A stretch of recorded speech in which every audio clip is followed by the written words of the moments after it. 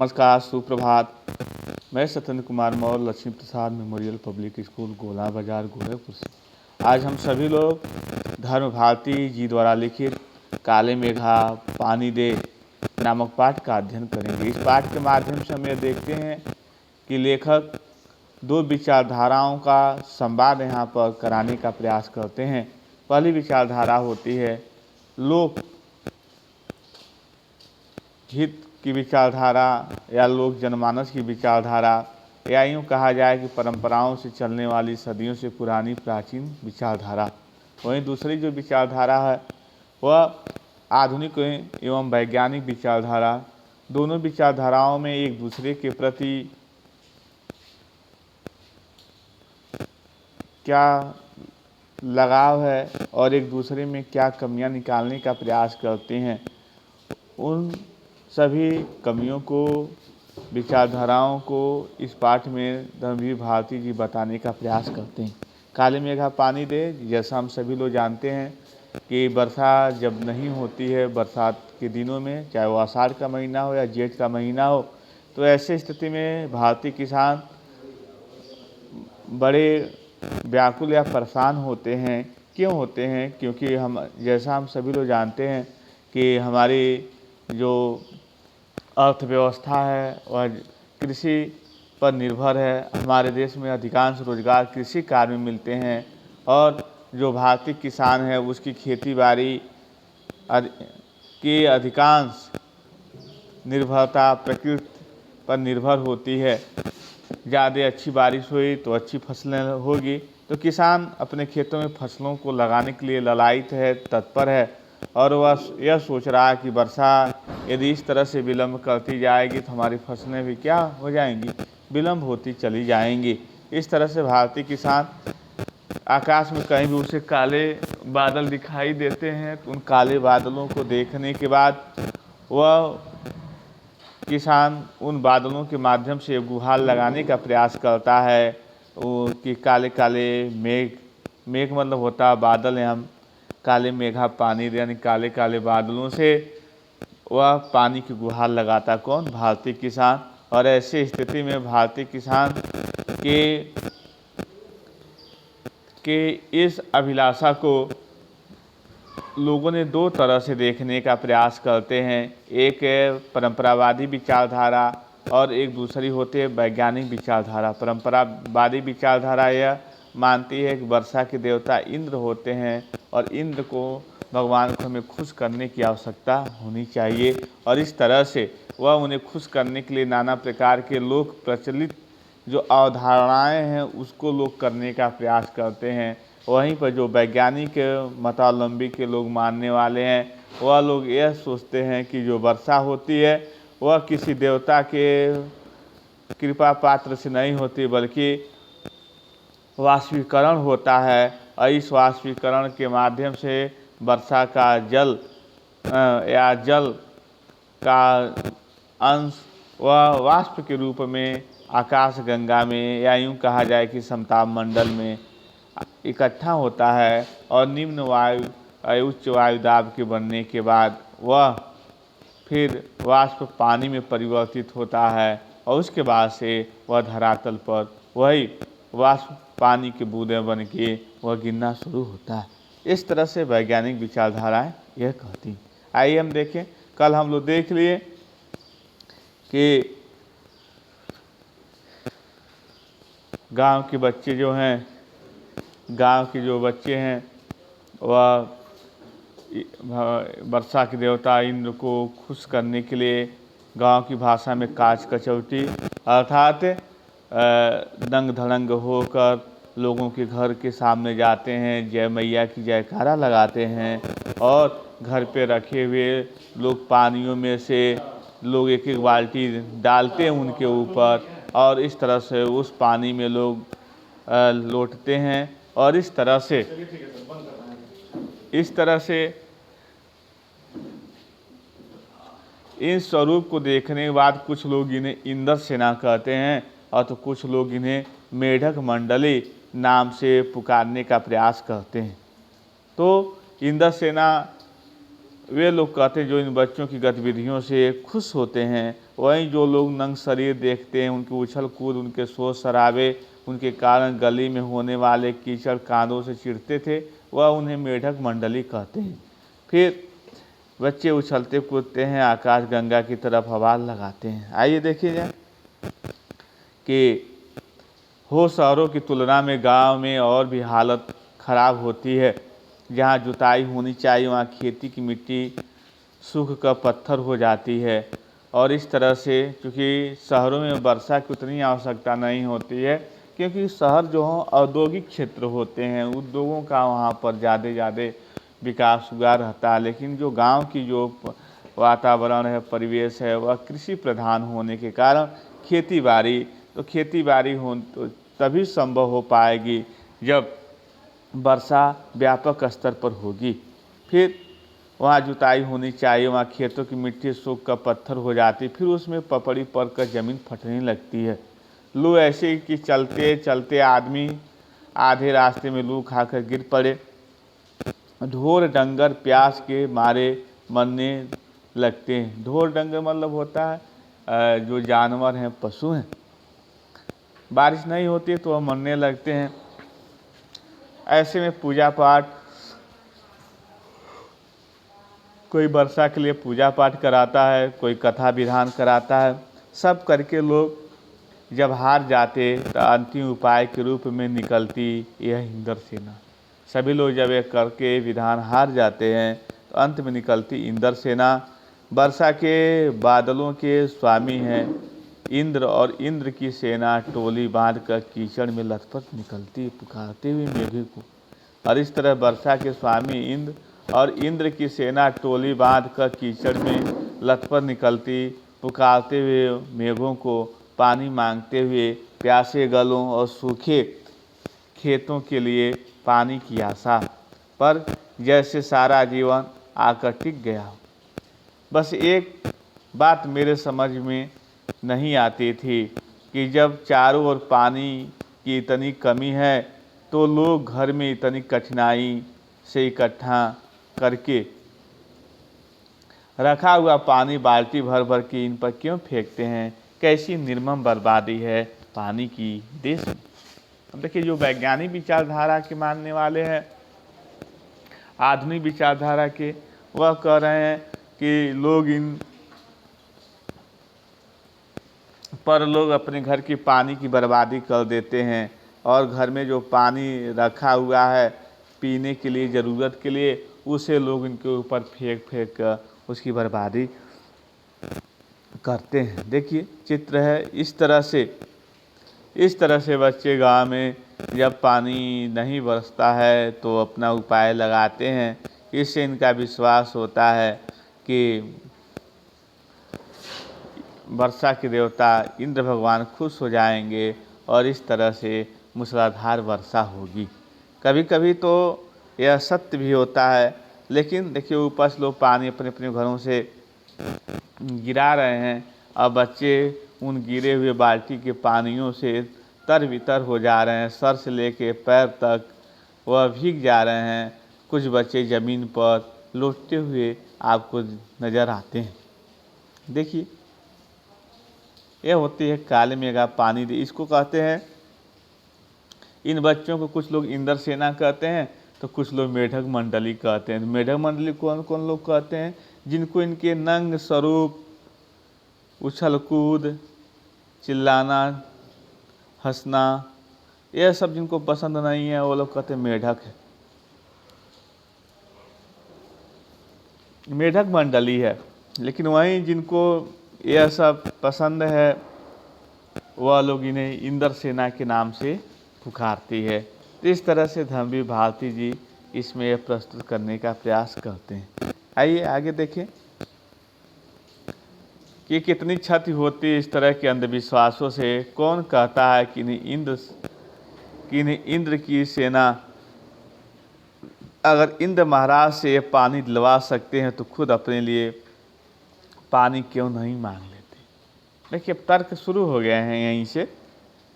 कहते हैं कौन कहता है इन्हें इंद्र सेना, यदि इंद्र भगवान से पानी मांग सकते तो खुद अपने लिए क्यों नहीं पानी मांग लेते, क्यों मोहल्ले भर का पानी नष्ट करवाते।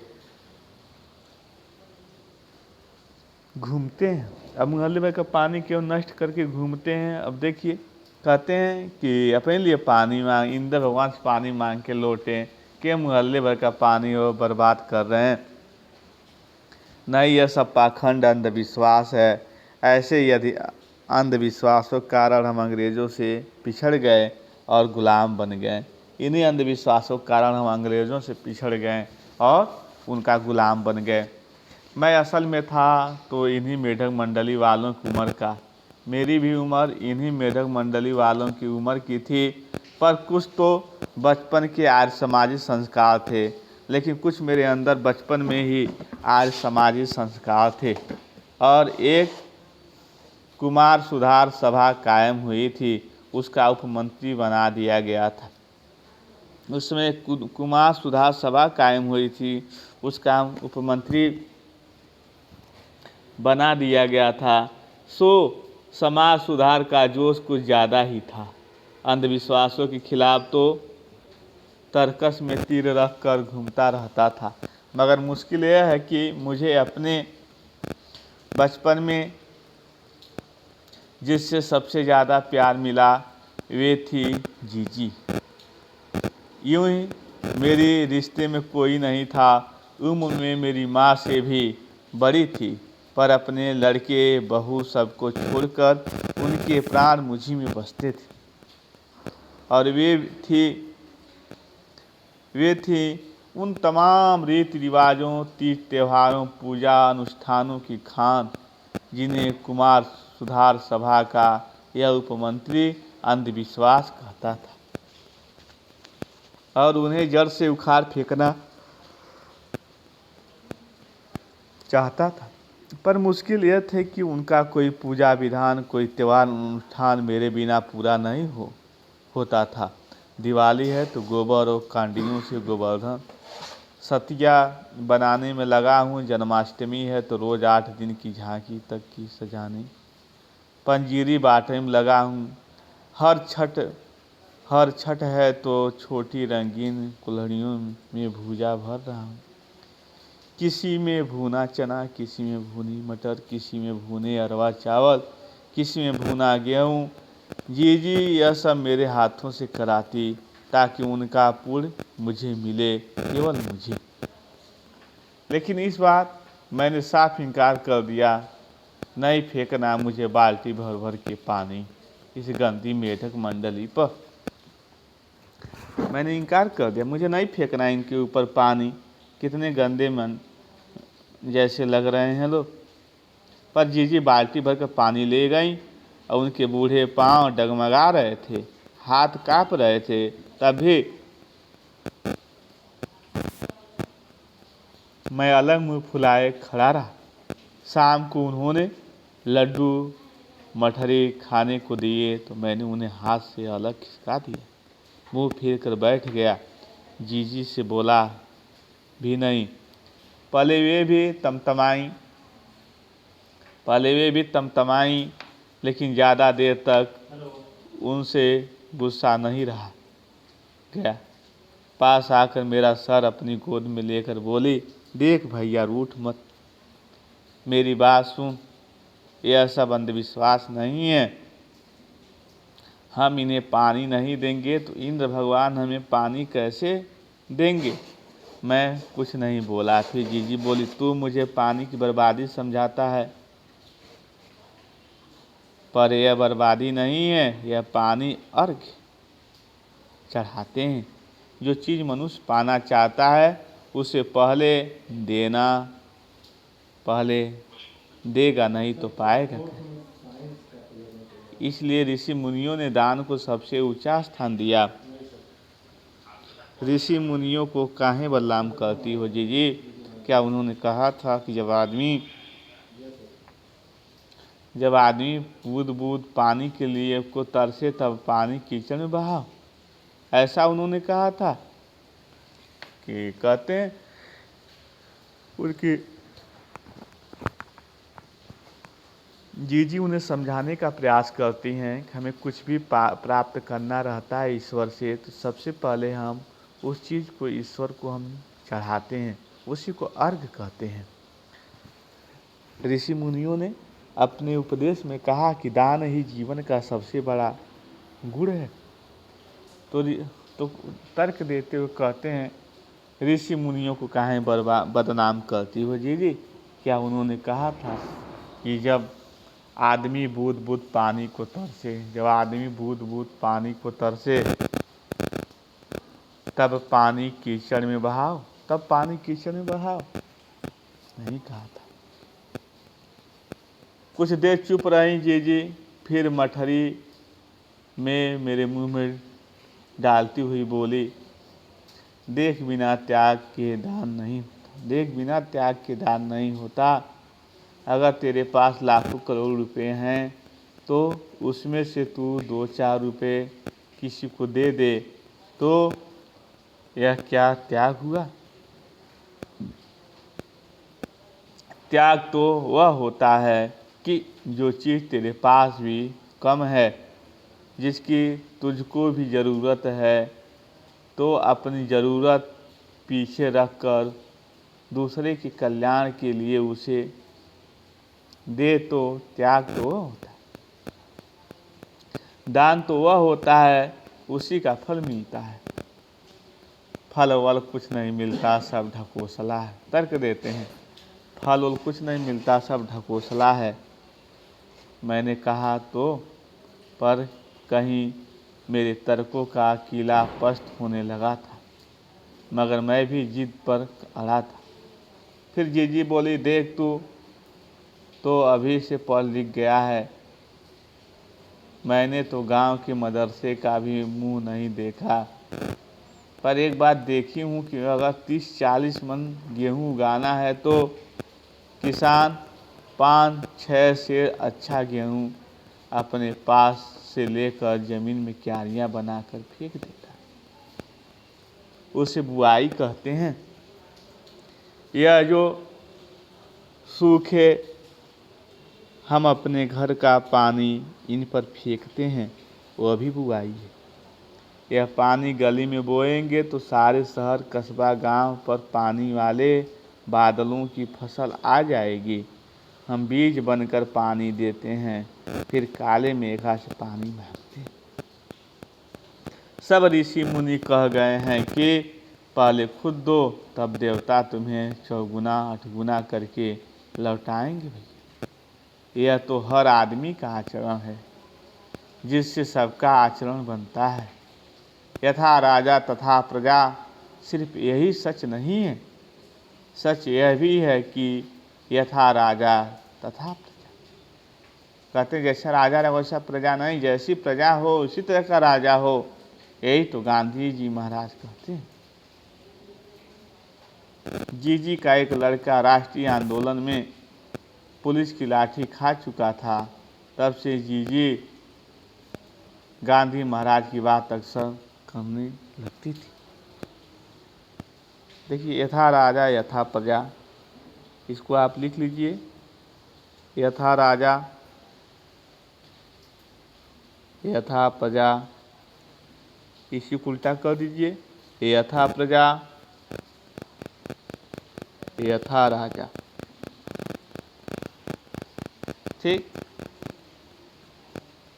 यथा राजा तथा प्रजा।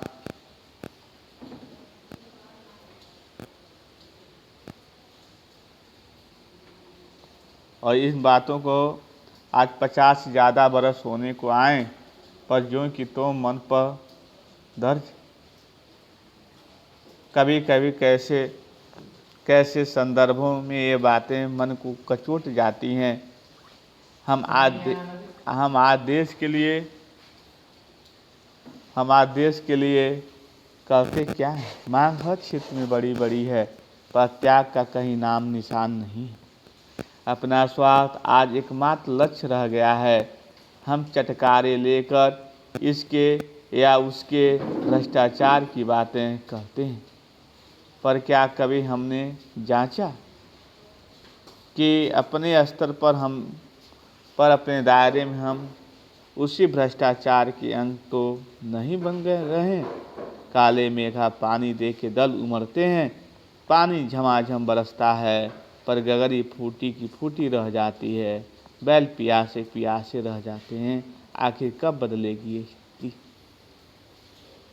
अब किस स्थिति को बदलने के लिए बात कर रहे हैं? फिर से देखिए ऊपर से, इन बातों को 50 से ज़्यादा बरस होने पर आए, पर ज्यों की त्यों मन पर दर्ज है। कभी कभी कैसे कैसे संदर्भों में बातें मन को कचोल जाती हैं।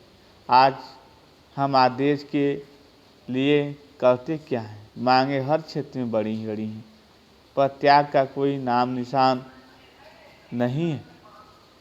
अपना स्वार्थ आज एकमात्र लक्ष्य बन गया है।